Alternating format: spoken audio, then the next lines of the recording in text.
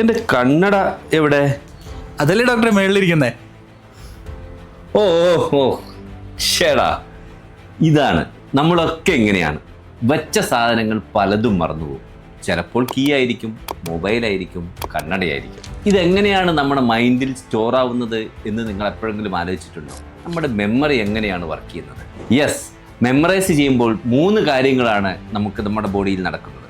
First എന്ന് പറയുന്നത് encoding ആണ്. നമ്മൾ കേൾക്കുന്നതോ കാണുന്നതോ ആയിട്ടുള്ള കാര്യങ്ങളൊക്കെ നമ്മുടെ ബ്രെയിനിൽ എൻകോഡ് ചെയ്യപ്പെടും.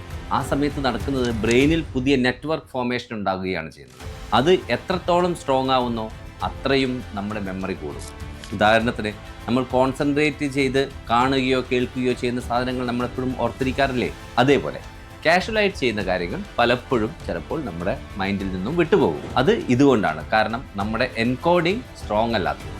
രണ്ടാമത്തെ കാര്യമാണ് സ്റ്റോറേജ്. അത് ബ്രെയിനിൽ സ്റ്റോർ ചെയ്യുകയും അത് പിന്നീട് പല പ്രാവശ്യമായി റിപ്പീറ്റ് ചെയ്ത് ആ സ്റ്റോറേജ് ദൃഢമാക്കുകയും ചെയ്യുന്നതാണ് രണ്ടാമത്. അതിനാണ് പലപ്പോഴും റിവിഷൻ വേണ്ടി വരുന്നത്. നമ്മൾ പല ദിവസങ്ങളായി കാണുന്ന ഒരാളെ നമുക്ക് ഓർത്തിരിക്കാൻ വളരെ എളുപ്പമാണ്. പക്ഷേ ഒരു പ്രാവശ്യം കണ്ട് വർഷങ്ങൾക്ക് ശേഷം കാണുകയാണെങ്കിലോ ചിലപ്പോൾ മറന്നുപോയേക്കാം. അവിടെ റിവിഷൻ നടക്കുന്നില്ല. അവിടെ ഈ നെറ്റ്വർക്കുകൾ രണ്ടാമതും ഫോം ചെയ്യുന്നില്ല. അതുകൊണ്ടാണ് പലപ്പോഴും മറവി സംഭവിക്കുന്നത്.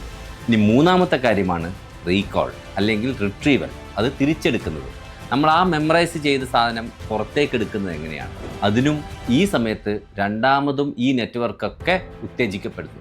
ഇതൊക്കെ സ്ട്രോങ് ആയാൽ മാത്രമേ നമ്മുടെ മെമ്മറി സ്ട്രോങ് ആക്കാൻ പറ്റുള്ളൂ.